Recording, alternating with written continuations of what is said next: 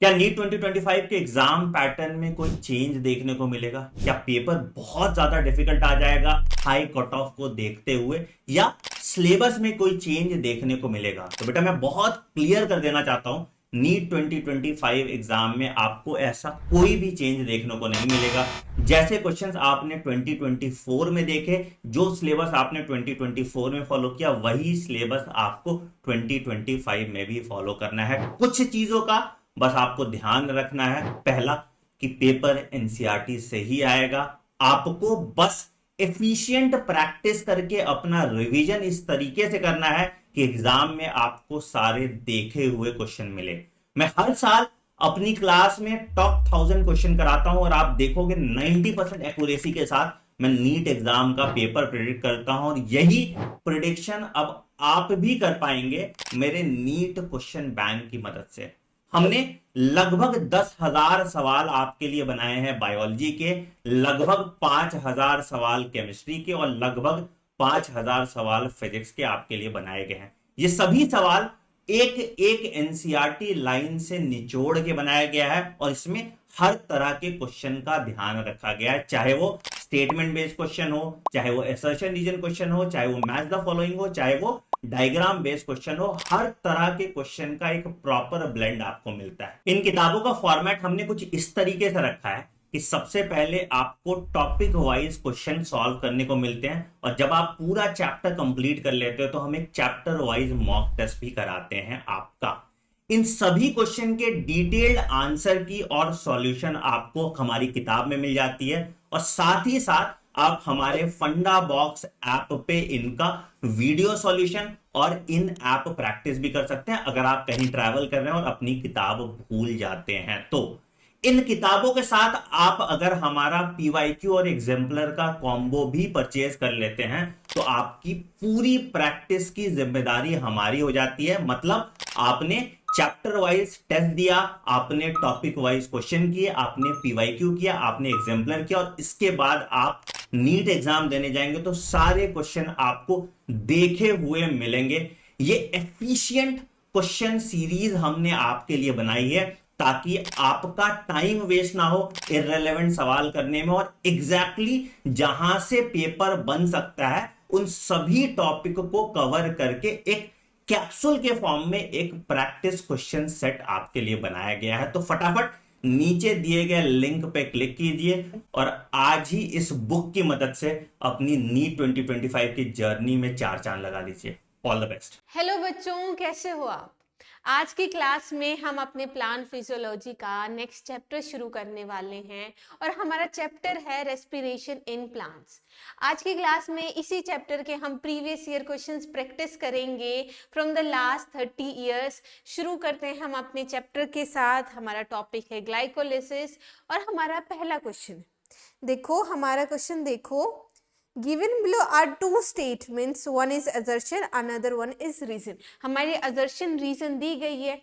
अब ये बताइए कि assertion देखो, ATP is used at two steps in glycolysis। glycolysis में ATP दो स्टेप पे यूज होता है। पहला स्टेप आपको पता है कि जब ग्लूकोज 6 फॉस्फेट में कन्वर्ट होता है वहां पे ATP यूज होगा।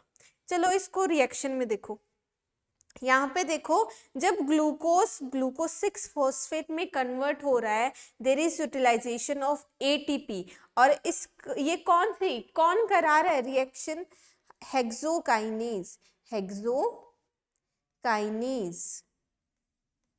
ठीक है, एक एटीपी यहाँ पे यूज हो रहा है। अब दूसरा एटीपी आप देख सकते हो, जो फ्रुक्टोज 6 फॉस्फेट कन्वर्ट होता है फ्रुक्टोज 1,6 बिसफॉस्फेट में। इस स्टेप पे यहाँ पे भी हम देखते हैं एटीपी कन्वर्ट हो गया एटीपी में। इसका मतलब है हमारा एक और एटीपी है जो यूटिलाइजेशन हुआ है, और हमारे इस रिएक्शन में कौन हेल्प कराता है? That is फ्रुक्टोकाइनेज।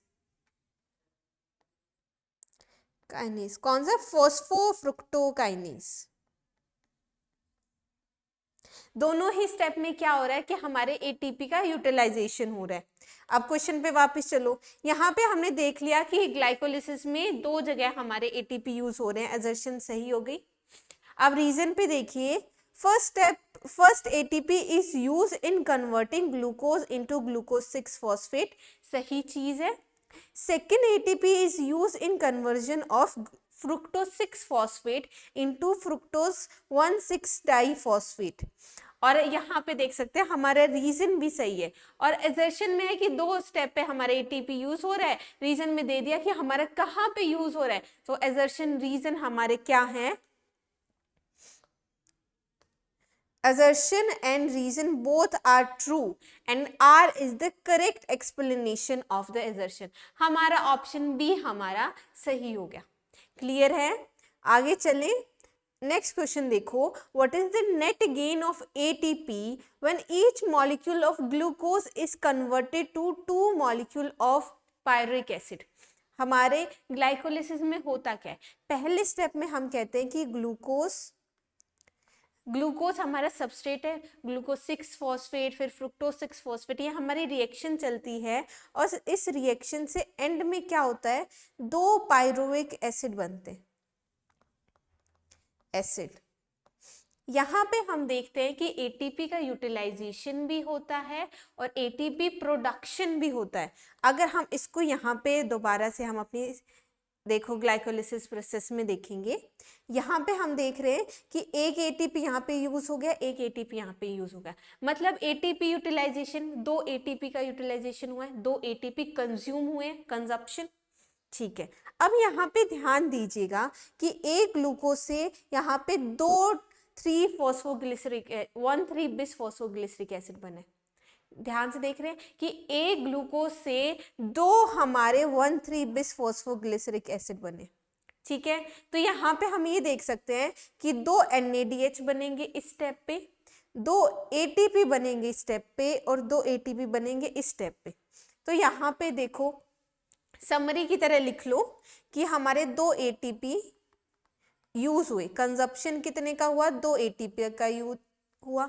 ठीक है. हमारे 4 ATP का प्रोडक्शन हुआ है, प्रोडक्शन ऑफ 4 ATP कहाँ पे, 2 यहाँ पे बनेंगे और 2 इस स्टेप पे बनेंगे. क्लियर है ये चीज. और अगर मैं NADH की बात करती हूँ तो ये इस यहाँ पे देखो 2 NADH प्रोडक्शन. क्लियर है. तो हमारे 4 ATP बन रहे, 2 NADH बन रहे. अगर हमसे क्वेश्चन में पूछता कि टोटल प्रोडक्शन ऑफ ATP कितना हो रहा है जब हमारा एक ग्लूकोज मॉलिक्यूल 2 पायरुविक एसिड में बन रहा है, तो हम क्या कहते हैं, 4 ATP. लेकिन क्वेश्चन को ध्यान से देखो, हमारे क्वेश्चन में पूछा गया नेट गेन कितना हुआ. नेट गेन में हम क्या करेंगे, टोटल जो एटीपी बने थे उसमें से माइनस कर देंगे जितने हमारे कंज्यूम हुए. तो यहाँ पे हमारे टोटल 4 बने थे और 2 एटीपी हमारे कंज्यूम हो गए थे. तो नेट गेन बच्चे कितनों का हुआ, डेट इज 2 ATP. ठीक है. इस रिएक्शन में 2 ATP हमारे नेट गेन है और 2 NADH है. क्या ये चीज क्लियर है. क्या हम आगे चलें. आगे का क्वेश्चन देख लो. Conversion of glucose to glucose six phosphate. पहले स्टेप था जहां पे एटीपी का कंजप्शन हो रहा था, ग्लूकोज कन्वर्ट हो रहा था ग्लूकोज 6-फॉस्फेट में. द फर्स्ट इरिवर्सिबल रिएक्शन थी और कैटेलाइज्ड बाय, मैंने आपको बताया था कि ये में जो कैटेलाइज करता है वो एंजाइम कौन सा है, हेक्सोकाइनेज. तो यहाँ पे कौन सा ऑप्शन सही हो गया, सी हमारा सही ऑप्शन हो गया. क्लियर है. अगर मैं हेक्सोकाइनेज से, अगर आपको नाम याद नहीं भी होता तो भी आप देख सकते हो, काइनेज वर्ड हम यूज करते हैं जब फॉस्फेट ग्रुप ऐड होता है. जनरली जहाँ पे फॉस्फेट ग्रुप ऐड हो रहा है वहां पे काइनेज टर्म आता है. और हेक्सो क्यों आया, क्योंकि हमारी ग्लूकोज क्या एक हेक्सो शुगर है. तो ये कौन सा हो गया, हेक्सोस काइनेज. अगर यहाँ पे बात करते फोस्फोफ्रुक्टोकाइनेज, ये हमारा कौन सा स्टेप होता, ये हमारा ये वाला स्टेप होता जहाँ पे फोस्फोफ्रुक्टोज 6-फॉस्फेट से फ्रुक्टोज 1,6-बिसफॉस्फेट बन रहा था. यहाँ पे फोस्फोफ्रुक्टोकाइनेज हमारा यूज होता. तो क्या ये चीज क्लियर है. यहाँ पे आंसर कौन सा सही है, सी ऑप्शन हमारा सही है. आगे चले. In glycolysis during oxidation electrons are removed by, देखो ऑक्सीडेशन हो रहा है किसी चीज का. अगर सपोज ए सबस्ट्रेट है, ठीक है, ए सबस्ट्रेट का ऑक्सीडेशन हो रहा है, इसका मतलब है ये क्या है, इलेक्ट्रॉन लूज कर रहे हैं। ठीक है, ऐसा ही होना चाहिए, इसी को हम ऑक्सीडेशन कहेंगे, लॉस ऑफ इलेक्ट्रॉन्स। तो हमारे क्वेश्चन में पूछा गया कि ये जो इलेक्ट्रॉन्स है ये रिमूव कौन कर रहा है, मतलब ये इलेक्ट्रॉन्स जा कहाँ पे रहे हैं, इसको वापस यहाँ पे देखो कि इस स्टेप पे हमारे इलेक्ट्रॉन्स को कौन गेन कर रहा है, हमारा NAD पॉजिटिव गेन कर रहा है, तभी तो ये रिएक्शन हो रही है। जो NAD पॉजिटिव है वो इलेक्ट्रॉन और हमारा H पॉजिटिव गेन करके क्या बना रहा है, NADH बना रहा है। क्या ये चीज क्लियर है? तो इलेक्ट्रॉन्स हमारे जहाँ किसके पास रहे, NAD पॉजिटिव के पास जा रहे हैं। आंसर यहाँ पे कौन सा सही है, हमारा NAD पॉजिटिव सही है। क्लियर है? अगर हमसे ओवरऑल पूछा जाता तो हम ETS में देखते कि इलेक्ट्रॉन सबके बाद किस में गए, मॉलिक्यूलर ऑक्सीजन के पास गए और बाद में H2O बन जाते, O2 प्लस H पॉजिटिव से यहाँ से इलेक्ट्रॉन्स, तो बाद में H2O बन जाता। लेकिन ध्यान देने की बात है, इलेक्ट्रॉन ट्रांसपोर्ट सिस्टम हमारे बाद में आता है। यहाँ पे सिर्फ किसकी बात की गई है, ग्लाइकोलिसिस की बात की गई है। तो यहाँ पे आंसर कौन सा सही है, सी सही है। ठीक है, आगे का क्वेश्चन देखते हैं।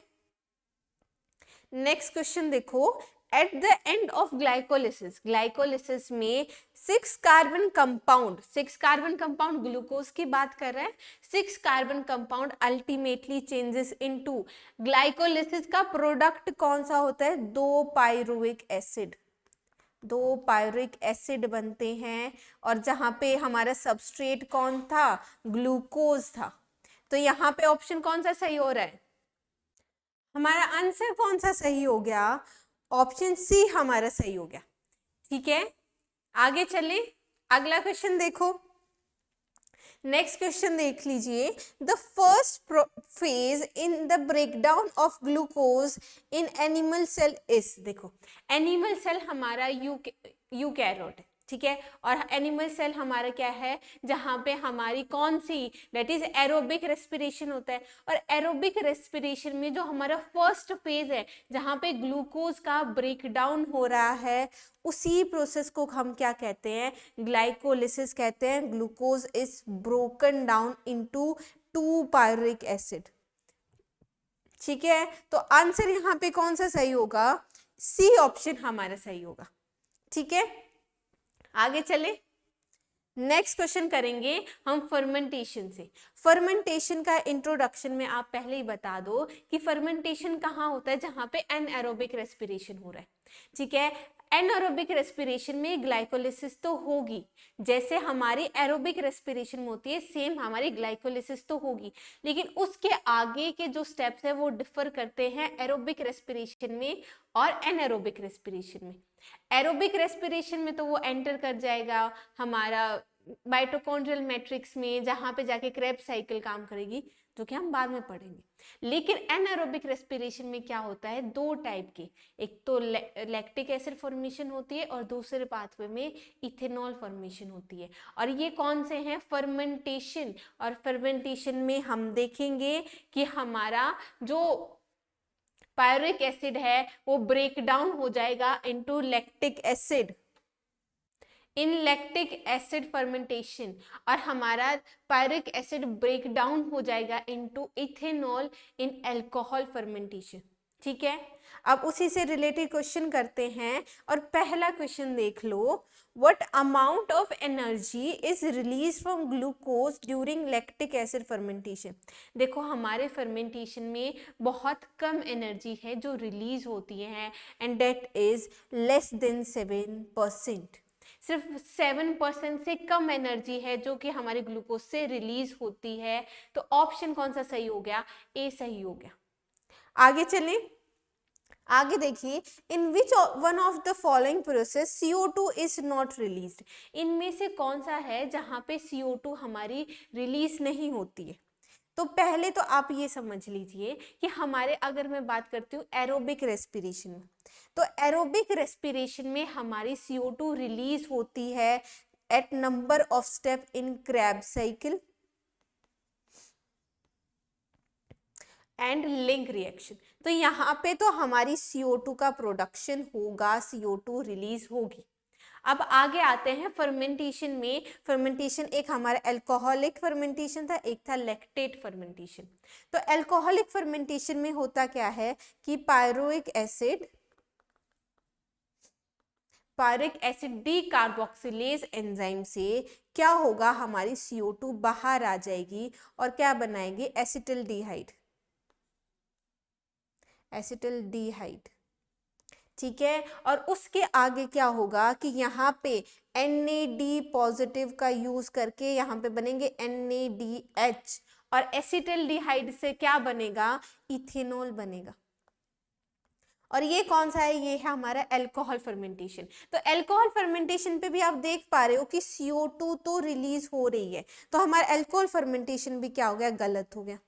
ठीक है, अब देखते हैं लैक्टेट फर्मेंटेशन में। लैक्टेट फर्मेंटेशन में होता क्या है कि हमारा pyruvic acid lactic acid dehydrogenase से, जहां पे NAD पॉजिटिव से NAD, एक मिनट, ये मैंने यहाँ पे भी उल्टा लिख दिया, मैं दोबारा रुको,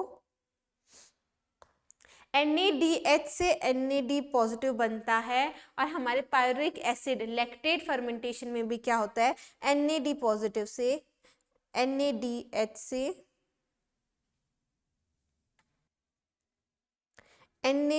से NAD पॉजिटिव बनेगा। लेकिन होगा क्या, lactic acid dehydrogenase pyruvic acid किस में कन्वर्ट हो जाता है, लैक्टिक एसिड में हो जाता है। ठीक है, तो अगर मैं इस पाथवे की बात करती हूँ, इस पाथवे में ये कौन सा है, लैक्टेट फर्मेंटेशन है। यहाँ पे कहीं भी CO2 इवोल्यूशन नहीं हो रही है। तो हमसे कहा क्या पूछा गया था, process in which CO2 is not released. तो यहाँ पे आंसर कौन सा सही हो जाएगा, डी हमारा सही हो जाएगा। क्या ये चीज क्लियर है?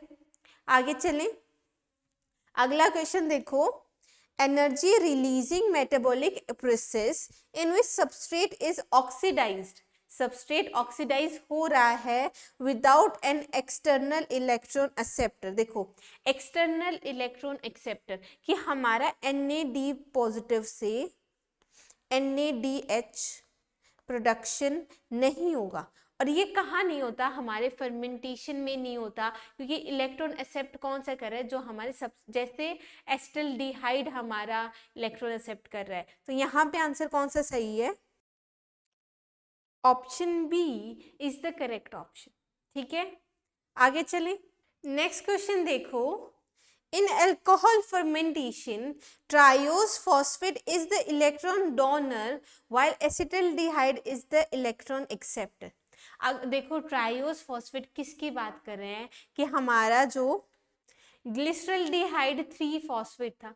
ठीक है, ग्लिसरल्डिहाइड 3 फॉस्फेट में इस रिएक्शन में देखो कैसे हमारे ग्लिसरल्डिहाइड 3 फॉस्फेट से जो 1,3 बिस फॉस्फोग्लिसरिक एसिड बन रहा है, तो हमारे NAD पॉजिटिव क्या कर रहा है, इलेक्ट्रॉन एक्सेप्ट करके NADH बना रहा है। तो हमारा ट्रायोस फॉस्फेट क्या हुआ, इलेक्ट्रॉन डोनर हुआ। तो हमारी ये पहली लाइन तो क्लियर हो चुकी है।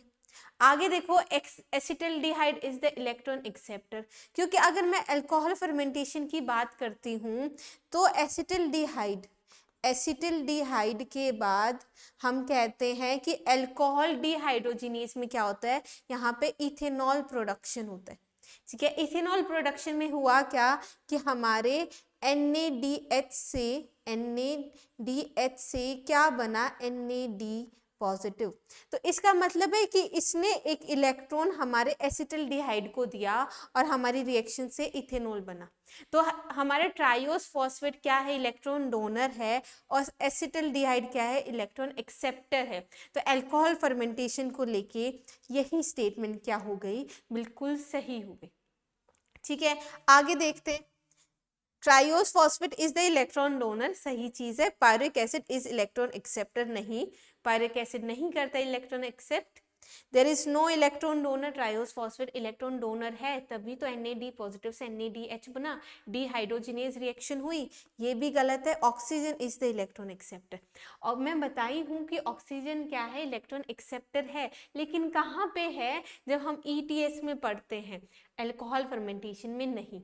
तो यहाँ पे कौन सी स्टेटमेंट सही है, ए स्टेटमेंट सही है। आगे चलेंगे, आगे देखिए, and product of fermentation, fermentation का एंड प्रोडक्ट क्या है आपको ये बताना है, ठीक है। O2C2 O2CH5OH, ये क्या है, इथेनॉल, इथेनॉल। तो क्या हमारे फर्मेंटेशन में O2 का प्रोडक्शन होता है? बिल्कुल नहीं होता।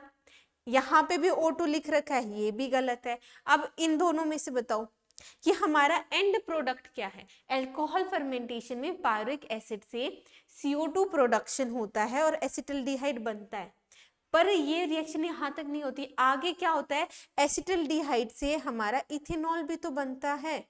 तो एंड प्रोडक्ट क्या हुआ बच्चे, CO2 और इथेनॉल। तो ऑप्शन कौन सा सही है, डी हमारा सही ऑप्शन है, ठीक है।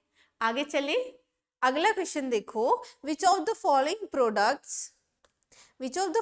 products are obtained by anaerobic respiration from yeast।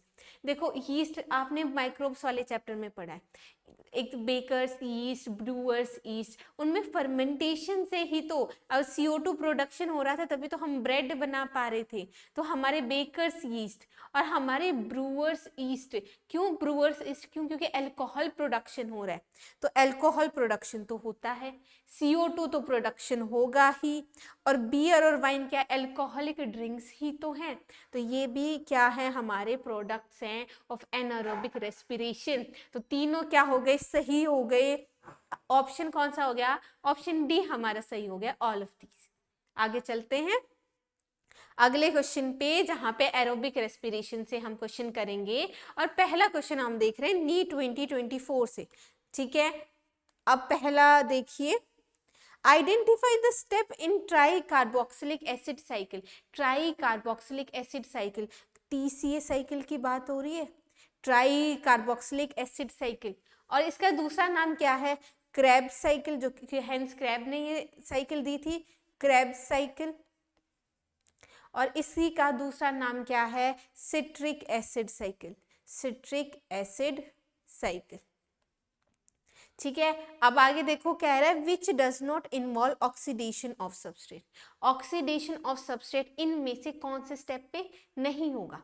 तो यहाँ पे देखो, एक ध्यान से समझिएगा, जहाँ पे हमारी डीहाइड्रोजिनेज वाली रिएक्शन हो रही है, ठीक है, मतलब क्या है कि हमारा इलेक्ट्रॉन लूज होगा, वही तो ऑक्सीडेशन है। और ऑक्सीडेशन से जो हमारा इलेक्ट्रॉन निकल रहा है उसको एक्सेप्ट कौन कर रहा है, NAD पॉजिटिव। तो होगा क्या कि जहाँ पे हमारा NAD पॉजिटिव से NADH बन रहा है, वो हमारी डीहाइड्रोजिनेज वाली रिएक्शन है, जहाँ पे इलेक्ट्रॉन एक्सेप्ट कर रहा है हमारा NAD पॉजिटिव। और इलेक्ट्रॉन ये एक्सेप्ट कर रहा है तो मतलब क्या है कि किसी सबस्ट्रेट से तो इलेक्ट्रॉन लूज हुआ होगा, और उसी को तो ऑक्सीडेशन ऑफ सबस्ट्रेट कहते हैं। तो हमें बस रिएक्शन में ये देखना है कहाँ पे हमारा NADH प्रोडक्शन, या दूसरा क्या है, FAD पॉजिटिव से FADH2 बनना। तो यहाँ पे भी तो हमारा इलेक्ट्रॉन एक्सेप्ट हो रहा है। तो इन दोनों रिएक्शन को छोड़ के हमें रिएक्शन ढूंढनी है, क्योंकि यहाँ पे तो हमारा ऑक्सीडेशन ऑफ सबस्ट्रेट होगा। अब हम अपनी रिएक्शन पे चलते हैं। ये हमारी सिट्रिक एसिड साइकिल है, एकदम NCERT वाला हमारा डायग्राम। यहाँ पे देखो, आप बताइए कहाँ कहाँ पे, जब अगर मैं बात करती हूँ आइसोसिट्रिक ग्लूटारेट से हमारा अल्फा कीटो ग्लूटारिक एसिड बन रहा है, तो वहां पे क्या देखने को मिल रहा है, हम NADH प्रोडक्शन हो रहा है। और NADH प्रोडक्शन कहाँ हो रहा है, जब अल्फा कीटो ग्लूटारिक एसिड से यहाँ पे बीच में क्या आता है बच्चे, सक्सिनाइल को एंजाइम, ठीक है। इसी में यहाँ पे लिखा नहीं है, यहाँ पे ऐड कर दो, एक स्टेप क्या आता है, सक्सिनाइल को एंजाइम A, ठीक है, सक्सिनाइल कोएंजाइम ए। और सक्सिनाइल कोएंजाइम ए के बाद हमारा GDP से GTP प्रोडक्शन में क्या बनाते हैं, सक्सिनिक एसिड बनाते हैं। तो हमारे अगर मैं कहूँ अल्फा कीटो ग्लूटारिक एसिड से जब सक्सिनाइल कोएंजाइम ए बनेगा, तो यहाँ पे भी हमारा NAD पॉजिटिव से NADH बन रहे, ठीक है। आगे देखो, अगर सक्सिनिक एसिड की बात करती हूँ, तो सक्सिनिक एसिड के बाद अगर मैलिक एसिड बन रहा है, वहां पे भी हम देख रहे हैं FADH2 प्रोडक्शन है। और मैलिक एसिड से जब ऑक्सैलो एसिटिक एसिड बनता है, यहाँ पे NADH प्रोडक्शन है, ठीक है। अब यहाँ पे देखो ऑप्शन में हमें क्या दे रखे हैं, सक्सेनिक एसिड से मैलिक एसिड में। तो क्या सक्सेनिक एसिड से मैलिक एसिड में क्या इस स्टेप पे ऑक्सीडेशन हो रहा है? बिल्कुल हो रहा है, हम देख रहे हैं फिर DH2 प्रोडक्शन है, तो ये तो हमारा क्या हो गया, गलत हो गया। आगे चलेंगे, मैलिक से ऑक्सैलो एसिटिक एसिड में, वापस चलो, मैलिक से ऑक्सैलो एसिटिक एसिड में हम देख रहे हैं तो NaDH का प्रोडक्शन हो रहा है, तो ये भी क्या हो गया, गलत हो गया। यहाँ पे भी हमारा ऑक्सीडेशन हो रहा है। आगे देखो, आइसोसिट्रेट से अल्फा कीटो ग्लूटेरिक एसिड, तो ये मैंने बताया था यहाँ पे क्या है, आइसोसिट्रेट बनता है, और आइसोसिट्रेट से जब अल्फा कीटो ग्लूटेरिक एसिड बन रहा है वहां पे भी NaDH प्रोडक्शन है, इसका मतलब है यहाँ पे भी ऑक्सीडेशन हुआ। आइसोसिट्रेट से अल्फा कीटो ग्लूटेरिक एसिड में भी हमारा ऑक्सीडेशन ऑफ सबस्ट्रेट हो रहा है। लेकिन आगे देखो, सक्सिनाइल कोएंजाइम ए से सक्सेनिक एसिड, तो अगर हम यहाँ पे देखें कि सक्सिनाइल कोएंजाइम में देखो, सक्सिनाइल कोएंजाइम ए से जब हमारा सक्सेनिक एसिड बन रहा है, इस स्टेप पे सिर्फ GTP प्रोडक्शन हो रहा है, यहाँ पे कोई भी डिहाइड्रोजनेज रिएक्शन नहीं हो रही, तो ऑक्सीडेशन ऑफ सबस्ट्रेट नहीं हो रहा। तो ऑप्शन कौन सा सही हो गया, ए ऑप्शन हमारा सही हो गया। ठीक है, आगे चले, समझ आ गया ऑक्सीडेशन ऑफ सबस्ट्रेट किस चीज को कह रहे हैं। आगे चलिए, मैच लिस्ट 1 एंड 2, हमें लिस्ट 1 एंड 2 मैच करनी है, और 1 में दे रखी है हमारी प्रोसेस और सेकंड में दे रखी है साइट। तो आप जल्दी से मैच कर दो, बहुत आसान क्वेश्चन है। सिट्रिक एसिड साइकिल की साइट क्या है? Citric acid cycle, TCA cycle, Krebs cycle कहाँ पे हो रही है? माइटोकॉन्ड्रियल मैट्रिक्स में हो रही है। ए किससे मैच हो गया? सेकंड से मैच हो गया। देखा जाए तो यहीं से हमारा आंसर निकल आया। पर आगे देखेंगे, glycolysis that is the common step between aerobic and anaerobic reaction, anaerobic respiration, और वहां हो कहाँ पे रही है? That is cytoplasm. ग्लाइकोलिसिस कहाँ होती है? हमारे साइटोप्लाज्म में होती है। तो बी किससे मैच हो गया? फर्स्ट से मैच हो गया। आगे देखो, इलेक्ट्रॉन ट्रांसपोर्ट सिस्टम, ये तो आपको पता है कि इलेक्ट्रॉन ट्रांसपोर्ट सिस्टम हमारी माइटोकॉन्ड्रियल मेम्ब्रेन में हो रहा है, लेकिन कौन सी? हमारी इनर माइटोकॉन्ड्रियल मेम्ब्रेन में हो रहा है इलेक्ट्रॉन ट्रांसपोर्ट सिस्टम। ठीक है, और प्रोटॉन ग्रेडियंट कहाँ बनेगा?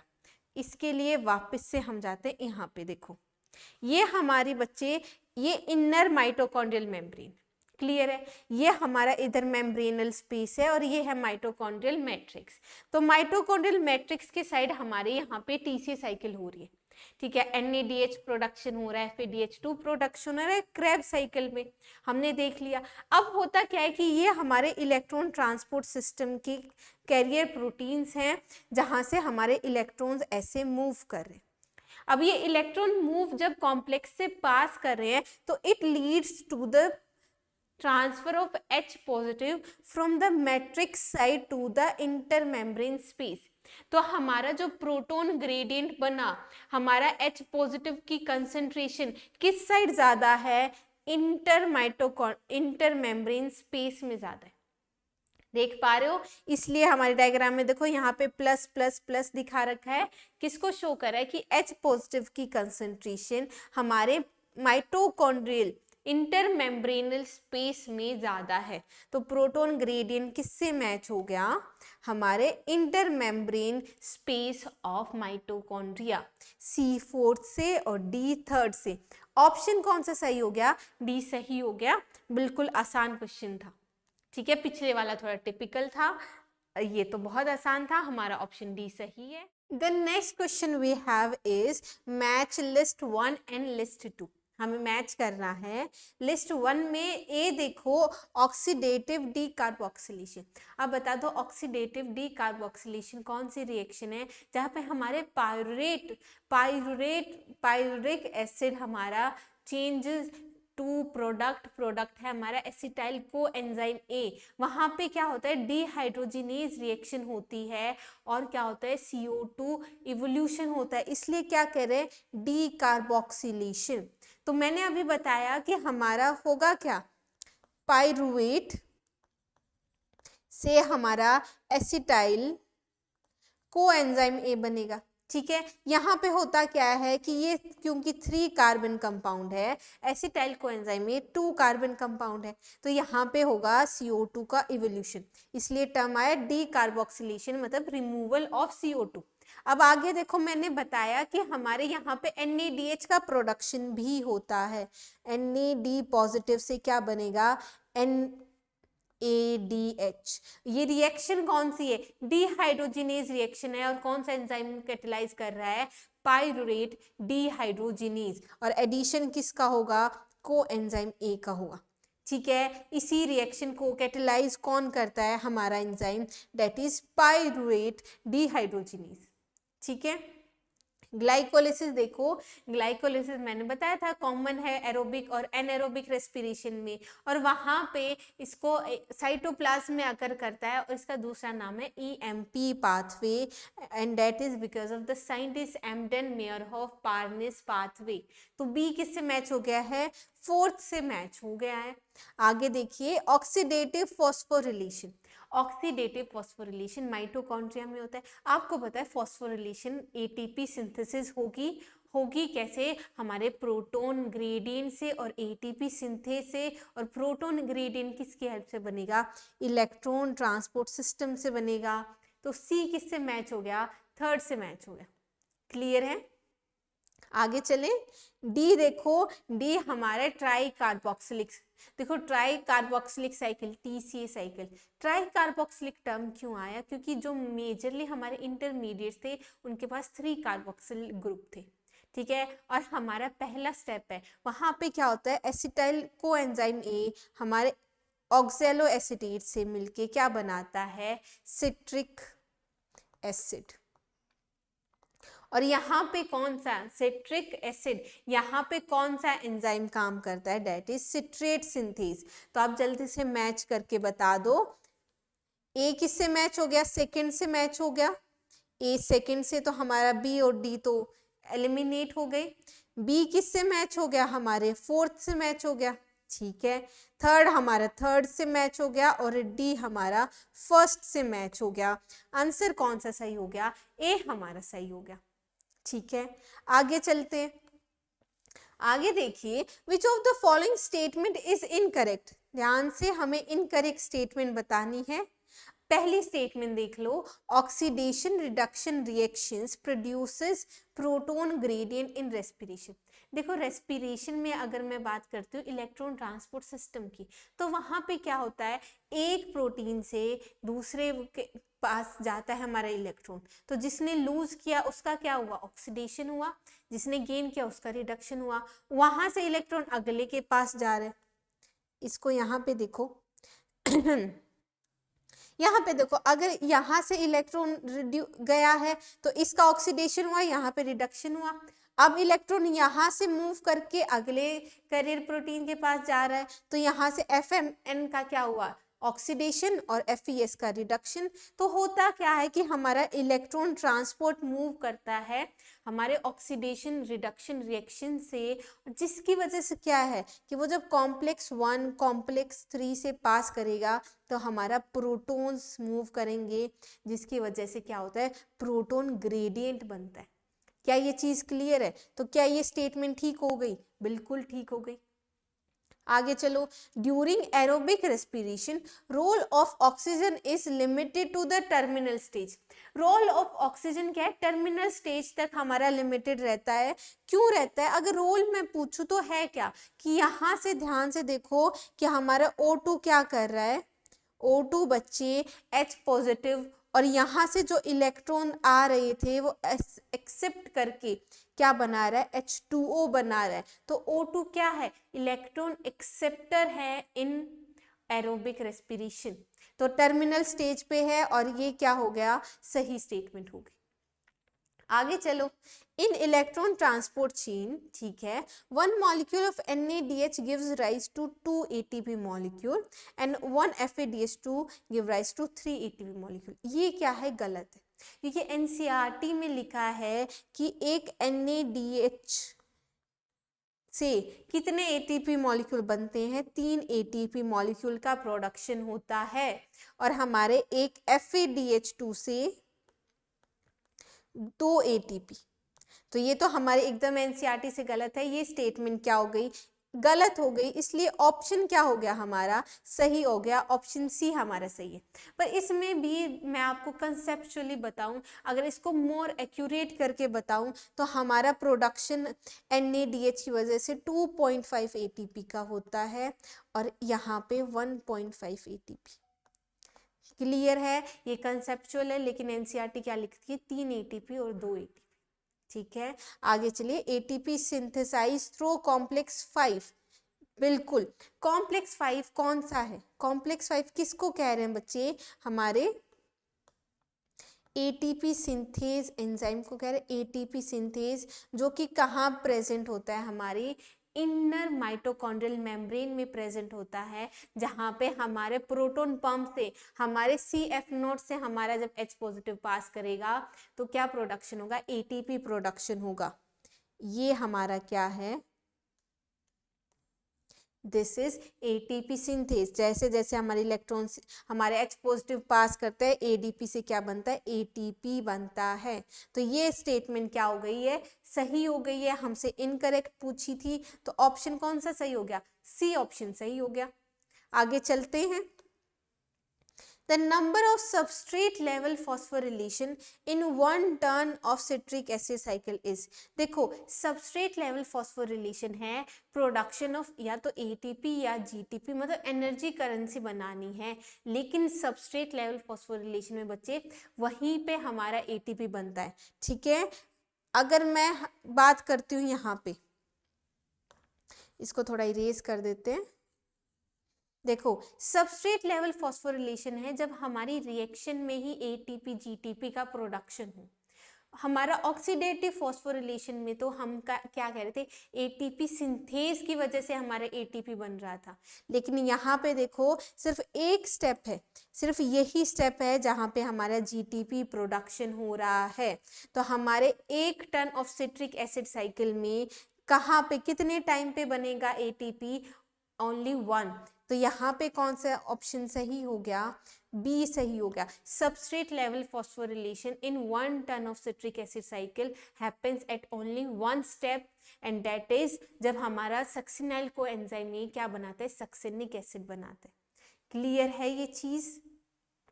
आगे चले, आगे देखो, Where is respiratory electron transport system located in plants?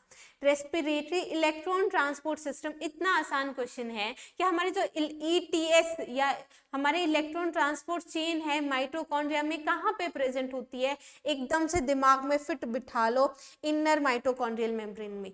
यहाँ से तो कोई भी क्वेश्चन गलत होना ही नहीं चाहिए। ETS की साइट हमें पता होनी चाहिए, माइटोकॉन्ड्रिया में है, इनर माइटोकॉन्ड्रियल मेम्ब्रेन। और जब हमने फोटोसिंथेसिस में क्लोरोप्लास्ट में पढ़ा था, जब मैंने क्या बताया था, थाइलेकोइड मेम्ब्रेन में हमारा इलेक्ट्रॉन ट्रांसपोर्ट सिस्टम रहता है। क्या ये चीज क्लियर है? क्या मैं आगे चलूं? आगे देखो, which of the statement is incorrect, इनमें से हमें इनकरेक्ट स्टेटमेंट बतानी है। ठीक है, हमारी स्टेटमेंट ए देखो, enzyme of TCA cycle are present in mitochondrial matrix. बिल्कुल TCA साइकिल कहाँ होती है, माइटोकॉन्ड्रियल मैट्रिक्स में होती है। हमारे एंजाइम्स कहाँ पे प्रेजेंट होंगे, माइटोकॉन्ड्रियल मैट्रिक्स में प्रेजेंट होंगे, एक्सेप्ट फॉर 1 एंजाइम। और वो एक्सेप्शन कौन सा है, एक्सेप्शन है हमारा, जल्दी से बता दो, दैट इज सक्सिनेट डिहाइड्रोजिनेज। ठीक है, ये कहाँ पे प्रेजेंट होता है बच्चों, ये प्रेजेंट होता है इनर माइटोकॉन्ड्रियल मेम्ब्रेन में। लेकिन बाकी एंजाइम्स कहाँ प्रेजेंट है, माइटोकॉन्ड्रियल मैट्रिक्स में प्रेजेंट है। तो ये तो क्या होगी, सही स्टेटमेंट हो गई। आगे चलिए, ग्लाइकोलिसिस अकर्स इन साइटोसोल, बिल्कुल ग्लाइकोलिसिस हमारी साइटोसोल में या साइटोप्लाज्म में होती है, ये करेक्ट स्टेटमेंट है। आगे देखो, glycolysis operates as long as it is supplied with NAD that can pick up hydrogen atoms.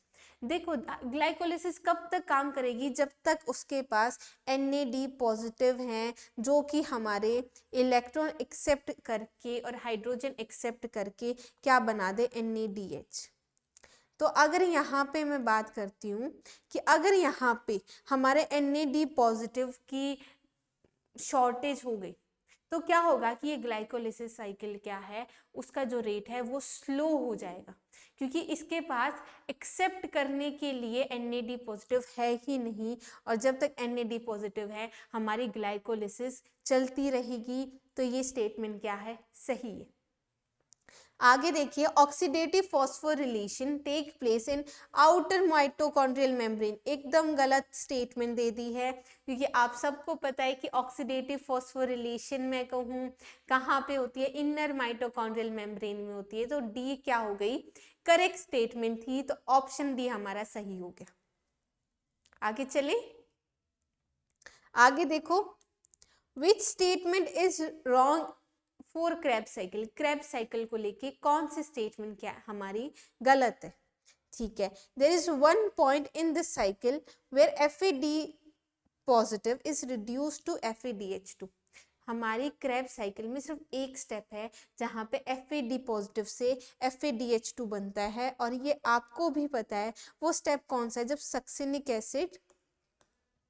Succinic acid से क्या बन रहा है, मैलिक एसिड बन रहा है, जहां पे FAD पॉजिटिव क्या बनाएगा, FADH2 बनाएगा। ठीक है, तो यहाँ पे कौन से, ये तो क्या हो गई, सही हो गई, सिर्फ एक ही स्टेप है जहां पे FADH2 बन रहा है। ठीक है, आगे देखो, during conversion of succinyl coenzyme A to succinic acid, succinyl coenzyme A से सक्सिनिक एसिड बनता है, तो एक मॉलिक्यूल बनता है GTP का, that is substrate level phosphorylation. ये मैंने लास्ट क्वेश्चन में बताया था, ये भी क्या हो गया, सही हो गया, देखा था आपने। आगे देखो, the cycle starts when condensation of acetyl group with pyruvic acid to yield citric acid, क्या ये सही है, एसिटाइल ग्रुप किसके साथ कंबाइन होता है, पायरुविक एसिड के साथ या किसी और एसिड के साथ। देखो यहाँ पे देखो, एसिटाइल जो हमारा ग्रुप है, यहां से हमारा एसिटाइल ग्रुप ऑक्सैल, देखो एसिटाइल को एंजाइम ए था, यहां से क्या होगा, को एंजाइम ए निकल जाएगा।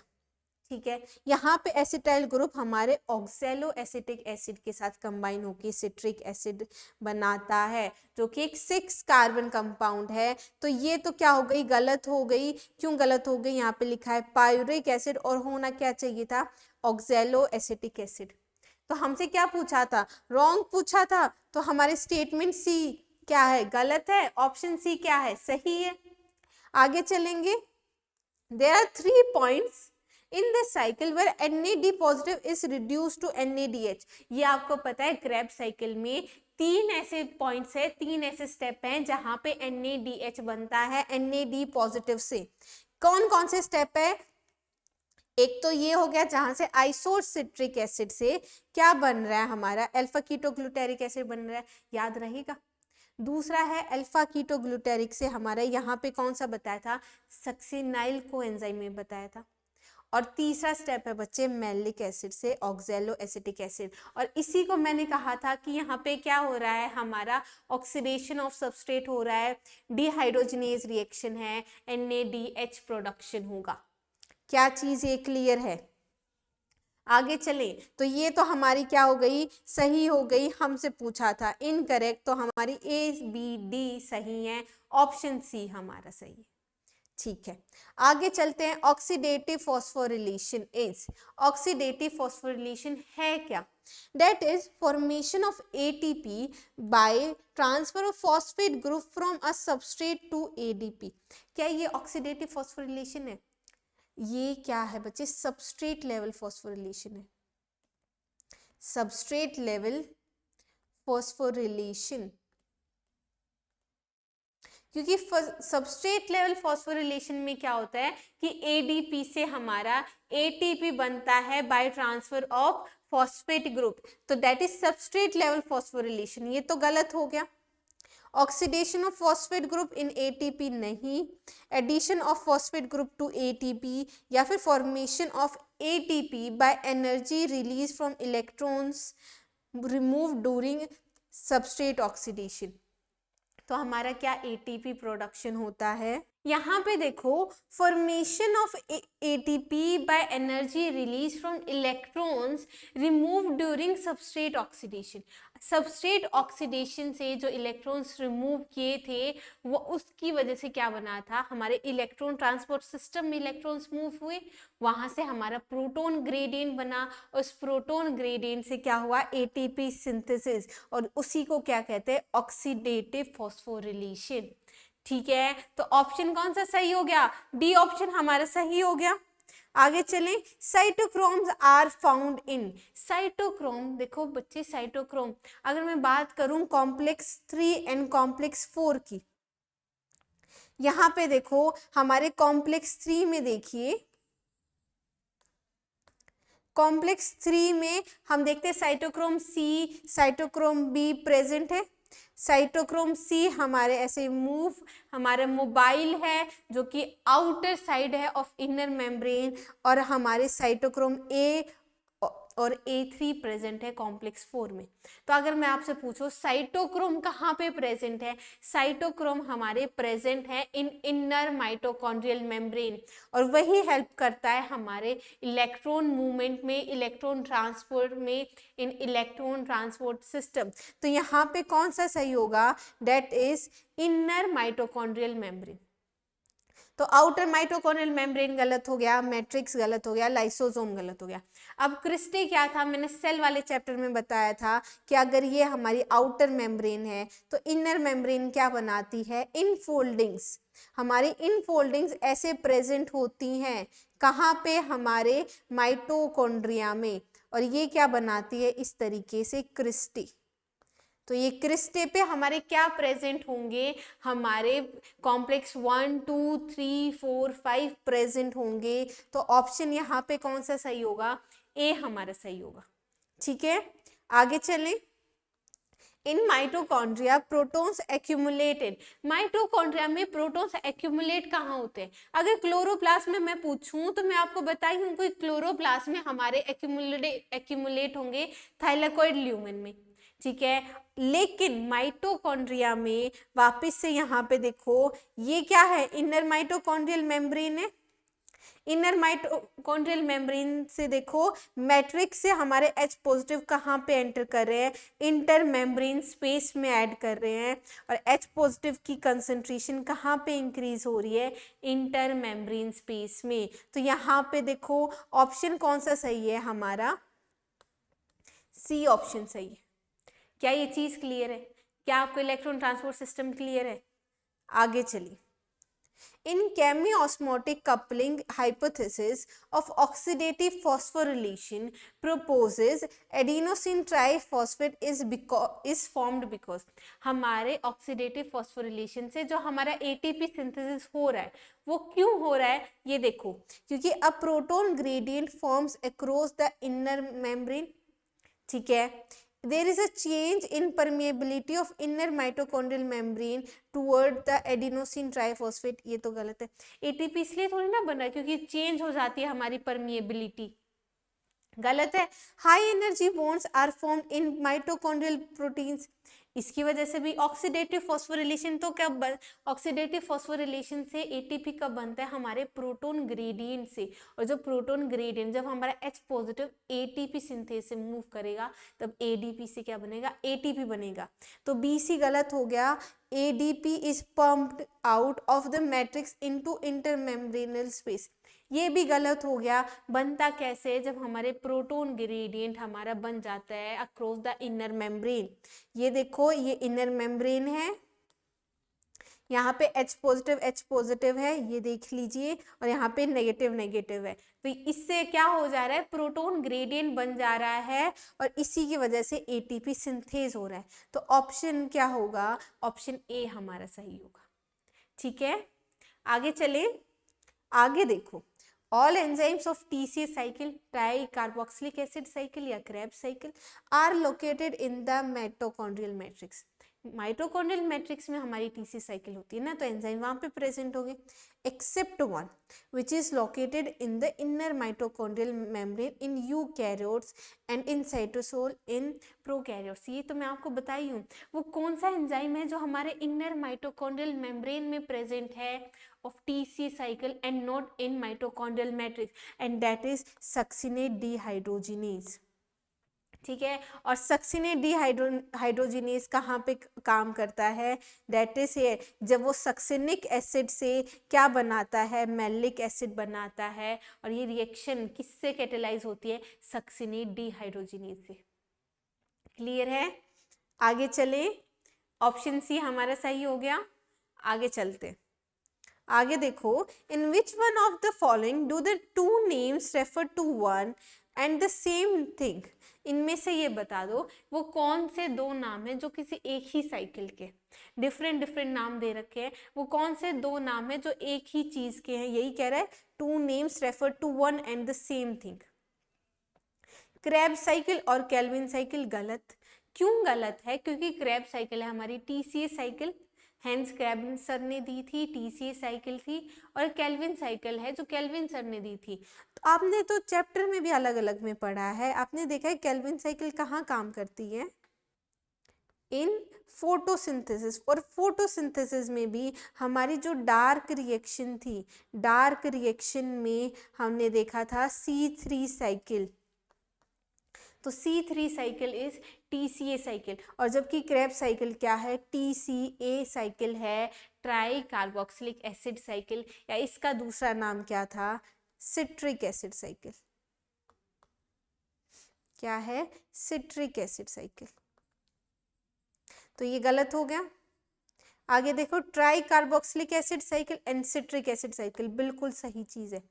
ट्राई कार्बोक्सिलिक एसिड साइकिल नाम क्यों पड़ा था, क्योंकि हमारे जो इंटरमीडिएट्स थे मोस्टली उनके पास 3 कार्बोक्सिल ग्रुप थे, तो ट्राई कार्बोक्सिलिक एसिड। और हमारा जो पहला प्रोडक्ट बन रहा था ऑक्सैलो एसिटेट एसिड से कंबाइन होके एसिटाइल होके क्या बना रहा था, सिट्रिक एसिड बना रहा था, इसलिए नाम क्या बना, सिट्रिक एसिड साइकिल नाम पड़ा। तो हमारा बी ऑप्शन ही क्या हो गया, सही हो गया। आगे देखो, यहाँ पे लिखा है citric acid cycle, Calvin cycle, ये भी गलत है। और यहाँ पे लिखा है ट्राई कार्बोक्सिलिक एसिड साइकिल और यूरिया साइकिल, तो ये भी गलत हो गया। ऑप्शन कौन सा सही हो गया, बी हमारा सही ऑप्शन हो गया। ठीक है, आगे चलो, which of the following is the key intermediate compound linking glycolysis to krebs cycle. हमारे लिंकिंग देखो, ग्लाइकोलिसिस को कौन सी चीज है जो हमारे क्रेब्स साइकिल से लिंक करती है। यहाँ से हमारा पायरिक एसिड बना था। अब पायरिक एसिड से हमने देखा था कि देखो ये इस रिएक्शन में देखो पायरिक एसिड, यहाँ से हमारे NADH प्रोडक्शन हुआ, CO2 का इवोल्यूशन हुआ और हमारा एसिटाइल को एंजाइम में बन गया। ठीक है, और हमारा एसिटाइल को एंजाइम वो है जो हमारे ग्लाइकोलिसिस को लिंक करता है हमारी ट्राई कार्बोक्सिलिक एसिड साइकिल से। तो दिस इज द इंटरमीडिएट, और इसमें से यहाँ से रिलीज हो जाएगा कोएंजाइम A और एसिटाइल कंबाइन हो जाएगा ऑक्सैलो एसिटिक एसिड से और क्या बनाएगा, सिट्रिक एसिड। तो यहाँ पे इंटरमीडिएट कौन सा है, that is acetyl coenzyme A। Option कौन सा सही है, बी हमारा सही है। क्लियर है, आगे चलें। In Krebs cycle FAD precipitates as electron accepted during the conversion।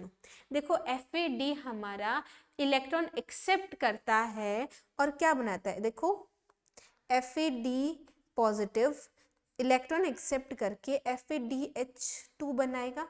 और ये कब बनाएगा, जब हमारा सक्सेनिक एसिड से फ्यूमेरिक एसिड, ठीक है, सक्सेनिक एसिड से क्या बनेगा, फ्यूमेरिक एसिड बनेगा। यहाँ पे बनता है फ्यूमेरिक एसिड। तो इस स्टेप पे हमारा FAD पॉजिटिव से क्या बनाएगा, FADH2 बनाएगा। तो ऑप्शन कौन सा सही हो गया, बी हमारा सही हो गया। और यही जो एंजाइम है ये कौन सा एंजाइम इसको कैटेलाइज करता है, सक्सिनेट डिहाइड्रोजिनेज। और ये सक्सिनेट डिहाइड्रोजिनेज ही था जो हमारे इनर माइटोकॉन्ड्रियल में प्रेजेंट था, ना कि माइटोकॉन्ड्रियल मैट्रिक्स में। ठीक है, आगे चलें।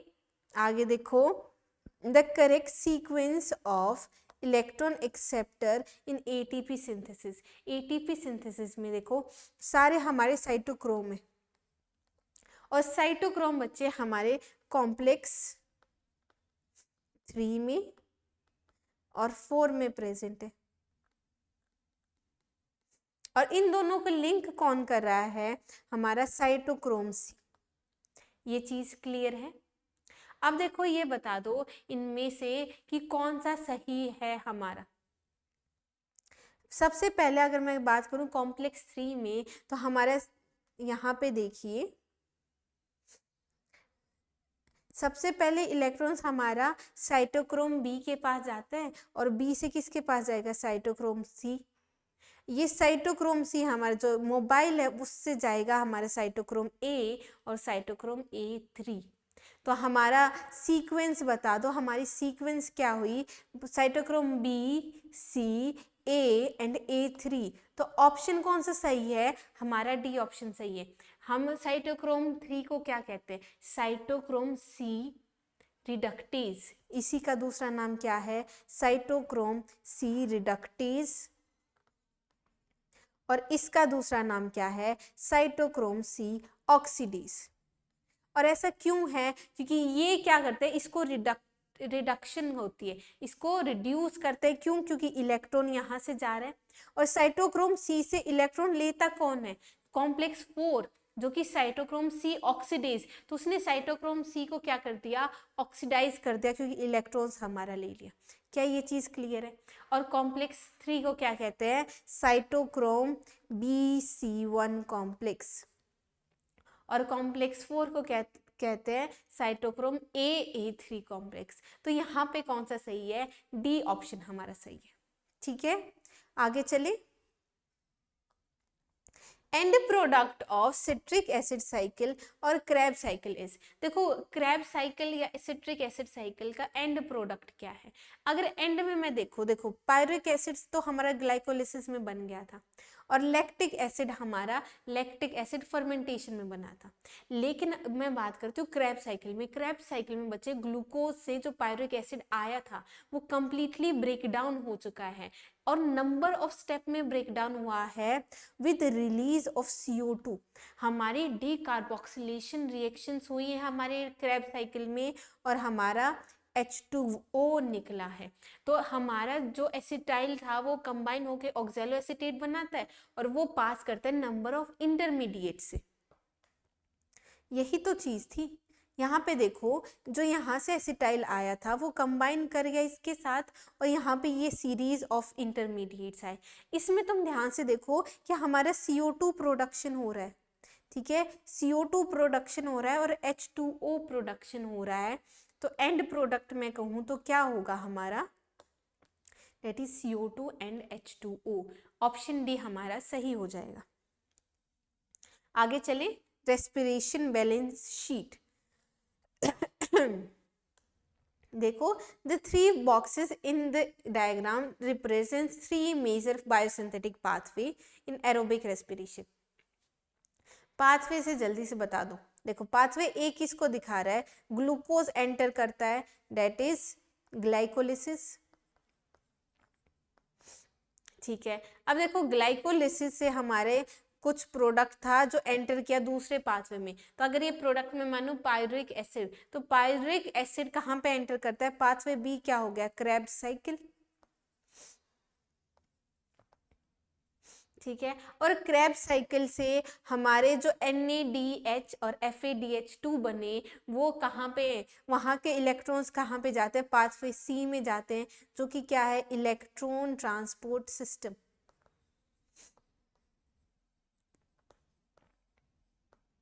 ये हमारे तीनों पाथवे हमें समझ आ गए ABC। हमसे पूछा गया है एरोस नंबर 4, 8, 12 क्या है? 4, 8, 12 देखो हमारे पाथवे ए से भी कुछ 4, 8, 4 निकल रहा है, पाथवे बी से 8 निकल रहा है, और पाथवे सी से 12 निकल रहा है। तो अगर मैं आपसे पूछूं कि वापस जाओ और वापस रिएक्शंस देखो, वहां पे देखो पाथवे ए में क्या निकल रहा था? NADH और ATP। पाथवे बी में दैट इज ग्रेब साइकिल में NADH भी बन रहा था, हमारा ATP बन रहा था, या मैं कहूँ GTP बन रहा था, FADH2 बन रहा था। तो ATP सबस्ट्रेट लेवल फॉस्फोरिलेशन से ATP बन रहा है, ठीक है। अब देखो पाथवे सी में भी तो बच्चे ATP सिंथेज से, हमारे ऑक्सीडेटिव फॉस्फोरिलेशन से ATP बनता है, मतलब तीनों पाथवे से हमारा ATP प्रोडक्शन हो रहा है, जो तीनों में कॉमन है। तो हमारा 4, 8, 12 क्या हो सकता है, हमारा ATP। डी हमारा क्या हो गया, सही हो गया, ठीक है। क्या ये चीज क्लियर है? आगे चले, आगे देखते हैं। अब नेक्स्ट क्वेश्चन देखो, the overall goal of glycolysis, Krebs cycle and electron transport system is the formation of. Overall goal क्या है? ओवरऑल क्या है कि रेस्पिरेशन है क्या, ब्रेकडाउन है हमारे कार्बन कार्बन बॉन्ड का, जिससे हमारी क्या है, ATP बने, मतलब हमें एनर्जी प्रोडक्शन करनी है हमारे रेस्पिरेशन से। और एनर्जी बच्चे ऐसा तो है नहीं, देखो ATP तो बनेगा, ये तो चीज क्लियर है, ना तो शुगर बनती है ना न्यूक्लिक एसिड। पर क्या ATP सिर्फ एक लार्ज ऑक्सीडेशन रिएक्शन में बनती है, कि सिर्फ एक बड़ी ऑक्सीडेशन रिएक्शन है जिससे नंबर ऑफ ATP बन रहे हैं, या फिर हमारे स्मॉल स्मॉल स्टेप्स पे हमारा ATP प्रोडक्शन होगा? ग्लाइकोलिसिस में 2 स्टेप पे होता है, हमारे क्रेब्स साइकिल में भी होता है, और उसके बाद अगर मैं देखूं तो इलेक्ट्रॉन ट्रांसपोर्ट सिस्टम में भी ATP बनता है। तो नंबर ऑफ स्टेप पे क्या हो रहा है, ATP प्रोडक्शन हो रहा है। तो आंसर कौन सा सही है, डी सही है। आगे चले, आगे देखो, how many ATP molecules could maximally be generated from one molecule of glucose. देखो एक मॉलिक्यूल ऑफ ग्लूकोज से कितने मैक्सिमम ATP बन सकते हैं। आगे देखो, if the complete oxidation of one molecule to CO2 to H2, मतलब हमारे एरोबिक रेस्पिरेशन की बात कर रहे हैं, यील्ड 686 कैलोरी। कह रहा है कि एक ग्लूकोज से हमारे 686 किलो कैलोरी हमारी जनरेट हो रही है, ठीक है। और जो हमारी ये जनरेट हो रही है, अगर इसमें मैं बात करूं कि देखो आगे लिखा है, the chemical energy available in the high energy phosphate bond of 1 ATP is 12 kilo calorie, कि एक ATP से कितने हैं, 12 किलो कैलोरी ही जनरेट होती है। इन्होंने कहा टोटल हमारी इतनी हुई है, तो अब जल्दी से बता दो, इतने एक में 12 किलो कैलोरी, ठीक है, कि 12 किलो कैलोरी हमारे एक ATP में है। तो 686 किलो कैलोरी कितने ATP में होंगी, बहुत सिंपल सा है, 686 को क्या 12 से डिवाइड कर दो, अप्रोक्स क्या आएगा 57.8 समथिंग, ठीक है। तो यहाँ पे ऑप्शन कौन सा सही है, डी सही है। ये हमें कंडीशन दी गई है कि कितनी एनर्जी हमारी मैक्सिममली यहाँ पे बनी, और उस एनर्जी से हम पता कर सकते हैं कि एक ATP में इतनी एनर्जी है, तो इतनी एनर्जी में कितने ATP। तो ये चीज क्लियर है। आगे चलें, आगे देखो, during which stage in complete oxidation of glucose are the greatest number of ATP molecules formed from ADP। इनमें से ये बता दो कि वो कौन सा स्टेप है जहाँ पे हमारे ग्लूकोज का ऑक्सीडेशन कंप्लीट हो जाता है और नंबर ऑफ ATP मॉलिक्यूल्स हैं वो हमारे जनरेट होते हैं, ठीक है। During which stage is the complete oxidation of glucose are the greatest number of ATP molecule. Maximum ATP molecules कहाँ बनेंगे, ग्लाइकोलिसिस में 2 नेट गेन होता है, क्रेब्स साइकिल में तो सबस्ट्रेट लेवल से एक ही ATP बनता है, ठीक है। Acetyl conversion of pyruvic acid to acetyl coenzyme में नहीं, यहाँ पे सिर्फ NADH बनता है, ठीक है। लेकिन अगर मैं बात करूँ इलेक्ट्रॉन ट्रांसपोर्ट चेन की, तो इलेक्ट्रॉन ट्रांसपोर्ट चेन में बच्चे हमारे जितने भी NADH और FADH2 बने थे, उससे हमारे जितने भी ATP बने थे, वो क्या है, सबसे मैक्सिमम है हमारे इलेक्ट्रॉन ट्रांसपोर्ट चेन में। तो यहाँ पे ऑप्शन कौन सा सही होगा, डी सही होगा। क्या थोड़ी सी कैलकुलेशन कर ले, जल्दी से बता दो कि हमारे ग्लाइकोलिसिस में कितने NADH बने थे, 2। ये मैं एक ग्लूकोज की बात करूं क्योंकि ऑक्सीडेशन ऑफ ग्लूकोज दे रखा है, ठीक है। अगर मैं कहूँ क्रेब्स साइकिल, हमारी जो लिंक रिएक्शन आई थी लिंक रिएक्शन जो कि ऑक्सीडेटिव डीकार्बोक्सिलेशन है, उससे भी हमारे 2 NADH बने थे, क्योंकि एक पायरुविक एसिड से एक NADH बन रहा है, तो ग्लूकोज से तो 2 पायरुविक एसिड बने, तो 2 NADH बनेंगे। ठीक है, उसके बाद चलो क्रैब साइकिल की। क्रैब साइकिल में हमारा एक तो FADH2 बनता है, लेकिन 2 टर्न चलेंगे क्योंकि 2 पायरुविक एसिड थे, तो 2 FADH2। ठीक है, एक तो ATP जो कि हमने यहाँ पे लिख लिया था, और क्या बनेगा, NADH बनेंगे, 3 स्टेप में बने थे और 2 टर्न चल रहे हैं, तो कितने हो गए, 6 NADH हो गए। ठीक है, अब देखो हमारे NADH, एक NADH से हमारे 3 ATP बनते हैं। यहाँ पे टोटल कितने हैं, 2, 4 और 6, कितने हो गए, 10 NADH हो गए। 10 NADH हो गए, तो कितने ATP बनेंगे, 30 ATP बनेंगे। और एक FADH2 जब हमारे 2 ATP बना रहा है, तो 2 FADH2 कितने बनाएंगे,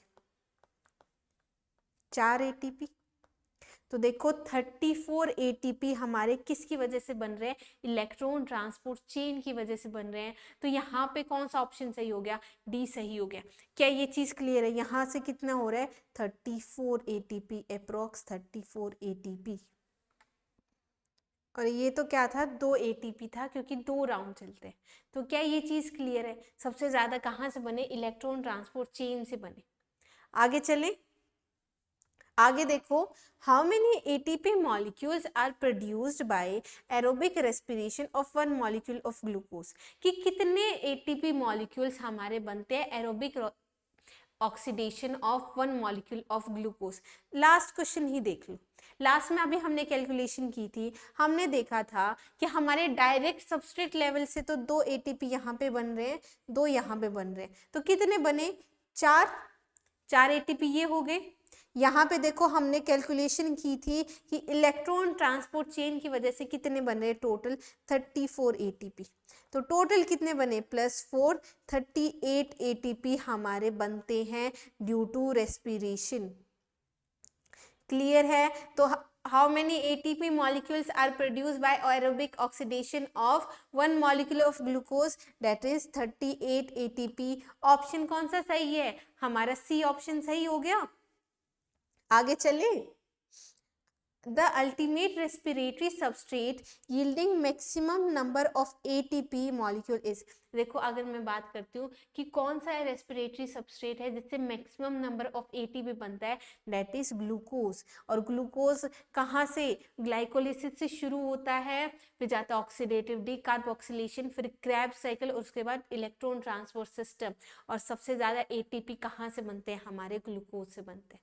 क्या ये चीज क्लियर है, आगे चले, आगे देखो, आउट ऑफ 38 मॉलिक्यूल्स पर ग्लूकोज, कि हमारे 38 ATP मॉलिक्यूल्स प्रोड्यूस्ड पर ग्लूकोज, जो कि अभी हमने कैलकुलेट किया था, इसमें लिखा है 32 ATP molecules are formed from NADH और FADH2। हमारे ये जो हमारे ATP मॉलिक्यूल्स हैं, ये किससे बनते हैं बच्चे, हमारे रेस्पिरेटरी चेन से बनते हैं, दैट इज A।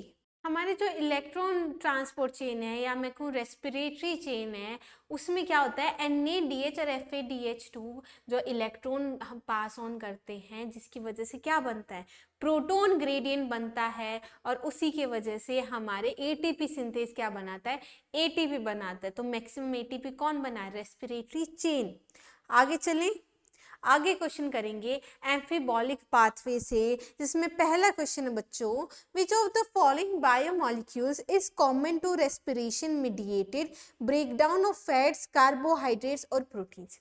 देखो हमने अभी तक पढ़ा कि ग्लूकोज एंटर किया ग्लाइकोलिसिस से, और हमारे आगे जाके हमारे रेस्पिरेशन में ऑक्सीडेशन हुआ, प्रोडक्शन हुआ ATP का। पर क्या सिर्फ ग्लूकोज हमारे रेस्पिरेटरी सबस्ट्रेट होता है, नहीं। आपको पता है कि हमारे प्रोटीन, कार्बोहाइड्रेट और फैट्स भी हमारे क्या है, रेस्पिरेटरी सबस्ट्रेट की तरह बिहेव कर सकते हैं। वो इसी साइकिल में एंटर करते हैं, इसी पाथवे में एट डिफरेंट स्टेप्स। तो अगर मैं बात करूं ये देखो, हमारे फैट्स, कार्बोहाइड्रेट्स, प्रोटीन्स अलग अलग स्टेप पे एंटर कर रहे हैं। अगर देखो फैट्स की बात करें तो फैट हमारे क्या बनाते हैं, ग्लिसरॉल और फैटी एसिड में ब्रेक डाउन होता है।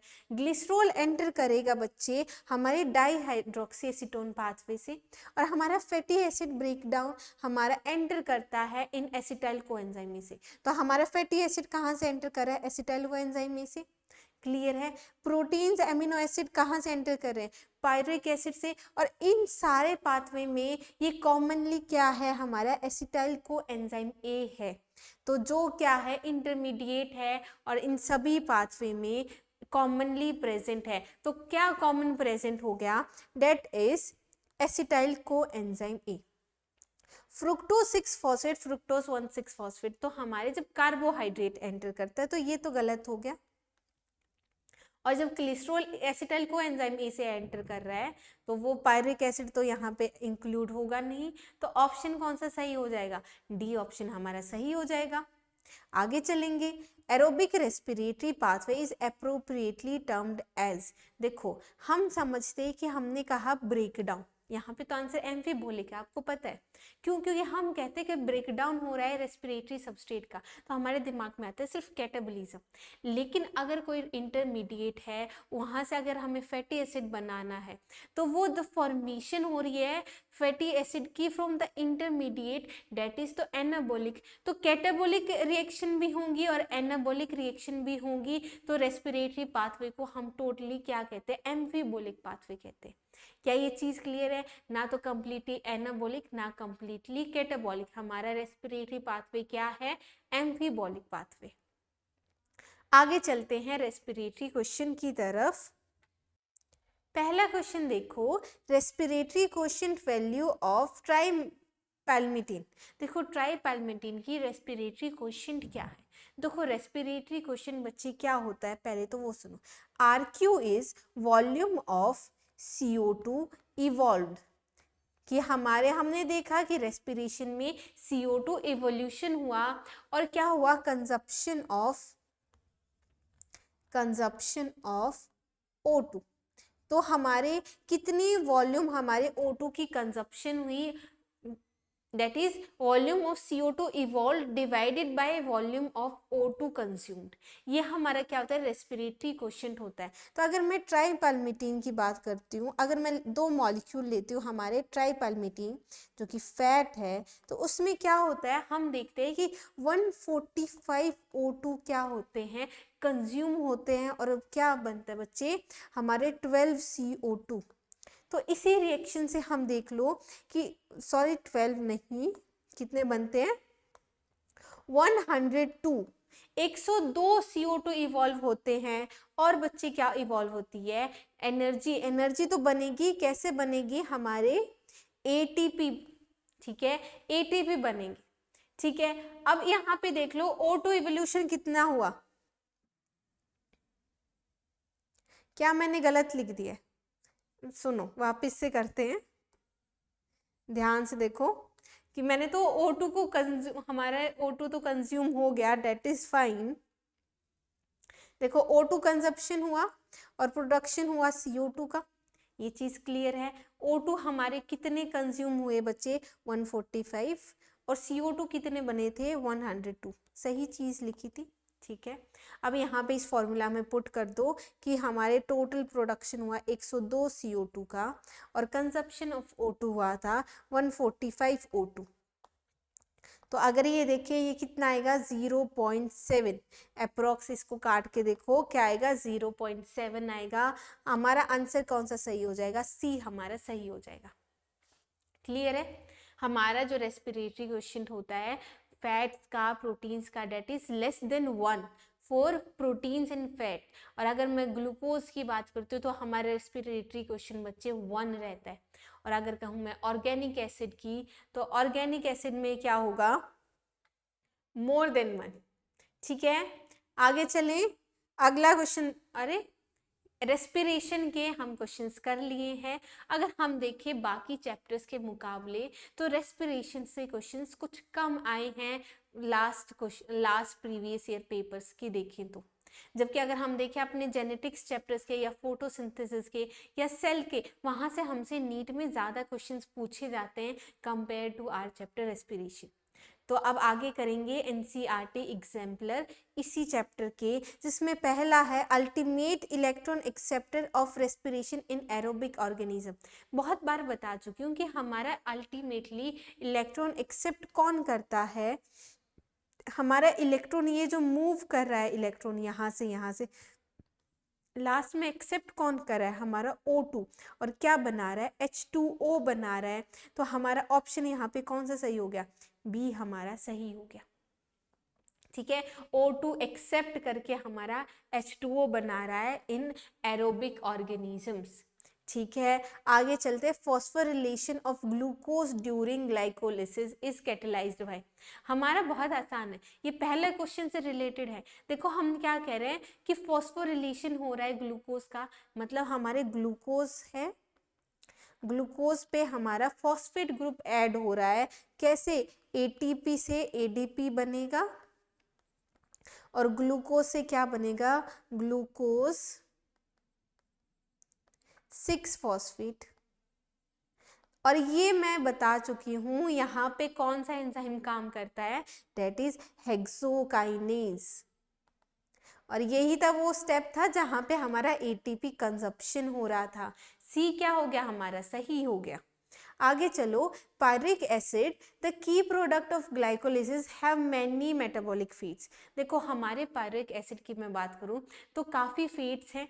अगर हम अनएरोबिक में भी जाएं तो या तो अल्कोहल प्रोडक्शन, अल्कोहलिक फर्मेंटेशन होगी तो क्या बनेगा, हमारा प्रोडक्ट बनेगा इथेनॉल। ठीक है, अगर लैक्टिक एसिड प्रोडक्शन होगी तो हमारा प्रोडक्ट बनेगा लैक्टिक एसिड। लेकिन अगर पायरिक एसिड हमारे एरोबिक कंडीशन में जाता है तो वो जाएगा क्रेब्स साइकिल में, और क्रेब्स साइकिल में लास्ट में प्रोडक्ट क्या होता है हमारा, CO2 और H2O। ऑप्शन कौन सा सही हो गया, बी हमारा सही ऑप्शन हो गया।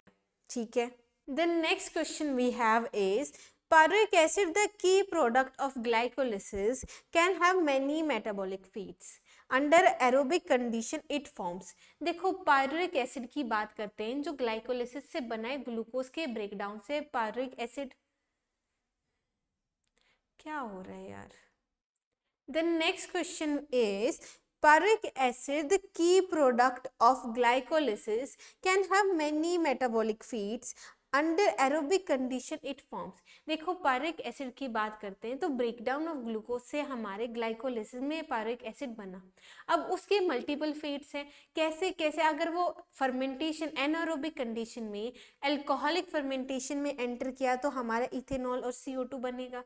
अगर लैक्टिक एसिड फर्मेंटेशन हुआ तो लैक्टिक एसिड बनेगा। लेकिन अगर वो एरोबिक कंडीशन में है तो पायरुविक एसिड बच्चे लिंक रिएक्शन में एंटर करता है और पायरिक एसिड से क्या बनता है, एसिटाइल कोएंजाइम ए। एसिटाइल कोएंजाइम ए बनेगा और इसमें इवोल्यूशन होगा CO2 का। ये हमारा 3 कार्बन कंपाउंड है, ये 2 कार्बन कंपाउंड है, और ये एक पायरेट डिहाइड्रोजिनेज एंजाइम करेगा जिसमें हमारे NAD पॉजिटिव से NADH बनेगा। क्या ये चीज़ क्लियर है। और इस रिएक्शन को कहते हैं ऑक्सीडेटिव डीकार्बोक्सिलेशन। ऑप्शन कौन सा सही होगा, सी सही होगा। आगे एसिटाइल कोएंजाइम में हमारा क्रेब्स साइकिल में एंटर कर जाता है, आप पढ़ चुके हैं। आगे देखो, electron transport system is located in mitochondrial. Electron transport system mitochondria में कहाँ पे होता है, दैट इज इनर मेम्ब्रेन। कहाँ पे इलेक्ट्रॉन ट्रांसपोर्ट सिस्टम, कहाँ पे, कॉम्प्लेक्स 1 2 3 4 5 कहाँ पे प्रेजेंट है, इनर माइटोकॉन्ड्रियल मेम्ब्रेन में प्रेजेंट है। ऑप्शन सी हमारा सही है। आगे चलेंगे, विच of the following exhibits highest rate of respiration. देखो जितनी सेल एक्टिव होगी उतना ज़्यादा उसका रेस्पिरेशन का रेट ज़्यादा होगा। ठीक है, तो अगर मैं बात करूँ रूट टिप की, शूट एपेक्स की, जर्मिनेटिंग सीड की, तीनों में ही हमारे सेल्स काफ़ी एक्टिव रहते हैं। लेकिन स्पेसिफिकली बात करें जर्मिनेटिंग सीड की, जहाँ पे सीड में जो वाटर है वो अंदर एंटर कर चुका है, तो हो गया क्या, सीड को जर्मिनेट करना है, रिजर्व फूड का उनको तोड़ के एनर्जी कंज्यूम करनी है। तो ऐसे टाइम पे जो मेटाबॉलिक एक्टिविटीज हैं, metabolic activities in germinating seeds are maximum among the following. तो इसका रेस्पिरेशन का रेट क्या होगा, सबसे ज्यादा होगा। ऑप्शन बी क्या है, सही है। आगे चलो, अगला क्वेश्चन देखो, mitochondria are called power house of the cell. Mitochondria क्या है, power house of the cell है। Which of the following observation support this statement. देखो एकदम 10th वाली लाइन है कि माइटोकॉन्ड्रिया को power house of the cell कहते हैं, और आज के टाइम पे आपको पता है कि क्यों कहते हैं, क्योंकि माइटोकॉन्ड्रिया में एनर्जी करेंसी बनती है, और वो एनर्जी करेंसी क्या है, दैट इज एटीपी, क्योंकि हमारे ऑक्सीडेटिव फॉस्फोरिलेशन होता है माइटोकॉन्ड्रिया में, रेस्पिरेशन होता है माइटोकॉन्ड्रिया में। तो ऑप्शन ए क्या हो गया, सही हो गया, ठीक है। और स्पेसिफिकली कहाँ से सबसे ज्यादा एटीपी बन रहे हैं, ऑक्सीडेटिव फॉस्फोरिलेशन में, जब इलेक्ट्रॉन ट्रांसपोर्ट सिस्टम कहाँ पे प्रेजेंट है, इनर माइटोकॉन्ड्रियल मेम्ब्रेन। क्या ये चीज क्लियर है? आगे चले, आगे देखो, the end product of oxidative phosphorylation. Oxidative phosphorylation का एंड प्रोडक्ट क्या है, आपको पता है। ये देखो, यहाँ पे देखो ध्यान से कि हमारा इलेक्ट्रॉन मूव कर रहा है एक कॉम्प्लेक्स से दूसरे कॉम्प्लेक्स में, इस तरीके से मूव कर रहा है, और H पॉजिटिव हमारे मेम्ब्रेनल स्पेस में जा रहे हैं। अब इसके प्रोडक्ट्स अगर देखा जाए तो दो प्रोडक्ट्स है, क्योंकि इलेक्ट्रॉन मूव करके फाइनली एक्सेप्ट किसने किया, एक्सेप्ट किया O2 ने। तो प्रोडक्ट क्या बना, एक तो H2O बना, ऊपर से जो ये H पॉजिटिव इकट्ठा हो रहे हैं, एक्यूमुलेट हो रहे हैं, इधर से फिर ATP सिंथेस से हमारा ATP प्रोडक्शन भी तो हो रहा है। तो मैं क्या कह सकती हूँ कि एंड प्रोडक्ट क्या है ऑक्सीडेटिव फॉस्फोरिलेशन का, इज ATP एंड H2O। ये क्या हो गया, ऑप्शन डी हमारा सही हो गया। आगे चलते हैं, अगला क्वेश्चन देखो, कॉलम 1 मैच करना है कॉलम 2 से, क्लियर है। अब इसमें देखो मॉलिक्यूलर ऑक्सीजन, ठीक है, मॉलिक्यूलर ऑक्सीजन है क्या बच्चे, एक हाइड्रोजन एक्सेप्टर है, क्योंकि मॉलिक्यूलर ऑक्सीजन हमारा ETS के एंड में टर्मिनल रोल प्ले करता है, हाइड्रोजन और इलेक्ट्रॉन को एक्सेप्ट करके क्या बनाता है, OH2O बनाता है। तो O किससे, A किससे मैच हो गया, सेकंड से मैच हो गया। अब यहाँ पे देखो, electron acceptor pirate dehydrogenase and D carboxylation. यहाँ पे ये बताओ डी कार्बोक्सिलेशन कहाँ पे होती है, और पायरेट डीहाइड्रोजिनेज, क्या आपको याद है पायरेट डीहाइड्रोजिनेज? पायरेट डीहाइड्रोजिनेज कहाँ पे काम करता है, जब हम बात करते हैं लिंक रिएक्शन की। और लिंक रिएक्शन में क्या रहता है कि हमारा जो पायरेट है वो क्या बनाता है, एसिटाइल को एंजाइम A बनाता है, ठीक है। एसिटाइल को एंजाइम A से फिर पायरेट डीहाइड्रोजिनेज से क्या बना, acetyl co enzyme A, C किससे मैच हो चुका है, फोर्थ से मैच हो चुका है। हमारा इलेक्ट्रॉन एक्सेप्टर कौन सा है, इलेक्ट्रॉन एक्सेप्ट कौन करे, अगर मैं देखूं कॉम्प्लेक्स 3 से इलेक्ट्रॉन एक्सेप्ट करके कौन जाता है, साइटोक्रोम C, इसलिए कॉम्प्लेक्स 3 को क्या कर रहे हैं, साइटोक्रोम C रिडक्टेज। तो B किससे मैच हो गया, थर्ड से मैच हो गया। और हमारी डी कार्बोक्सिलेशन रिएक्शन होती है अल्फा कीटोग्लूटारेट से सक्सिनाइल को एंजाइम A जब बनता है तो हमारा CO2 रिमूवल होता है। तो डी किससे मैच हो गया, 1 से मैच हो गया। तो ये देखो यहाँ पे ऑप्शन क्या हो गया, A सही हो गया। अब अगर आप ध्यान दो तो डी कार्बोक्सिलेशन हमारा एसिटाइल कोएंजाइम A में भी होता था और अल्फा कीटोग्लूटारिक में, तो हम कंफ्यूज हो सकते थे। तो हम क्या करेंगे, सारे के सारे हम मैच करेंगे ताकि हमें एक रिजल्ट मिले, एक करेक्ट आंसर मिले। ऑप्शन कौन सा सही है, A सही है। तो आगे चले, यही थे हमारे NCERT एग्जाम्पल्स और यही थे हमारे लास्ट 30 ईयर्स के क्वेश्चंस फ्रॉम दिस चैप्टर। आज के लिए इतना ही। Thank you so much.